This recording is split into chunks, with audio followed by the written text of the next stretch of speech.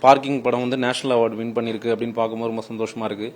So இந்த படம் release ஆகும்போது ஃப்ளட்டு, ஸோ அதுலேயும் மக்கள் வந்து இந்த படத்தை பார்த்துட்டு நிறைய பேருக்கு வந்து வேர்ட் ஆஃப் மவுத் அந்த படத்தை நல்லா ரீச் பண்ணாங்க. ஓடிடியில் வந்து இந்த படம் வந்து நம்ம வந்து ஒரு குறிப்பிட்ட ஒரு சிட்டியில் மட்டும்தான் இந்த படம் நம்மளால் வந்து இதை ஆடியன்ஸை ரீச் பண்ண முடியும்னு நினைக்கும் போது இது வைடராக வேறு ஸ்டேட்லேயும் சரி ஊர் சைட்லேயும் சரி இதை கொண்டு போய் ரீச் பண்ணது ஓடிடி.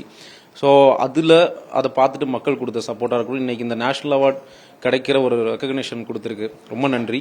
கண்டிப்பாக நம்ப முடியாத ஒரு இதுதான். ஏன்னா ஓப்பனாக சொல்லணும்னா இது வந்து நான் வாங்கின முதல் அவார்டு. இந்த படத்துக்கு வந்து எந்த அவார்டுமே கிடைக்கல இது வரைக்கும்.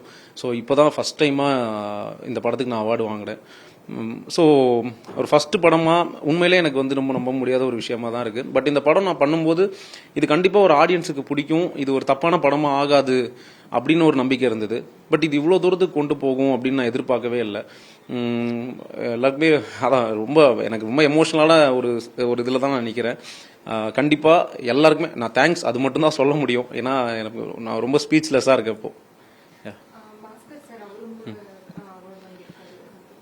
பாஸ்கர் சார் வந்து is well deserving for this award. ஏன்னா அவரோட நான் ஒர்க் பண்ணும்போது ஃப்ரம் ப்ரீ ப்ரொடக்ஷன்லேருந்து சரி இந்த படம் ஃபுல்லாக ஒர்க் பண்ணும்போதும் டப்பிங் வரைக்குமே அவர் நிறைய அவரோட அனுபவத்தை சொல்லிகிட்டே இருப்பார். ஆரம்ப கால சினிமாவில் நான் அவர் ஒர்க் பண்ணும்போது எப்படி அப்போ அந்த சினிமா அந்த டெக்னிக்கல் விஷயங்கள்லாம் எப்படி இருந்தது, இப்போ எப்படி எவ்வளோ ஈஸியாகிடுச்சு அப்படிங்கிறதெல்லாம் அவர் சொல்லுவார்.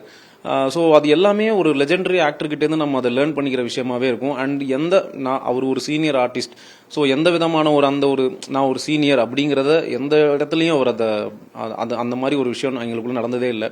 என்ன சொன்னாலும் ஓகே ராம் பண்ணுறேன், ஓகே நம்ம சொல்கிறத அது வந்து இன்னும் எலிவேட் பண்ணுறதுக்கு அவர் நிறைய விஷயங்கள் சொல்லுவார். ஸோ ரொம்ப ரொம்ப ரொம்ப ஃப்ரெண்ட்லியாக எனக்கு இந்த இடத்துல எம்எஸ் பாஸ்கர் சார் மட்டும் இல்லாமல் இந்த படத்தில் எனக்கு ரொம்ப சப்போர்ட்டாக இருந்தது எனக்கு ஹரிஷ் கல்யாணன், இந்துஜா, அவங்க ரொம்ப சப்போர்ட்டிவாக இருந்தாங்க. ஸோ இந்த படத்தில் அதுக்கப்புறம் பிரார்த்தனா, ரமா மேடம் எல்லாருமே சின்ன சின்ன ஆர்டிஸ்ட், எவ்ரி டெக்னீஷியன்ஸ், என்னோட அசிஸ்டன்ட் டைரக்டர்ஸ், ஸோ எல்லாருக்குமே எல்லாருமே இந்த படத்துக்கு எவ்வளோ தூரம் அவங்களோட உழைப்பு போட முடியுமோ டெடிகேட்டடாக பண்ணுமோ அதை பண்ணாங்க.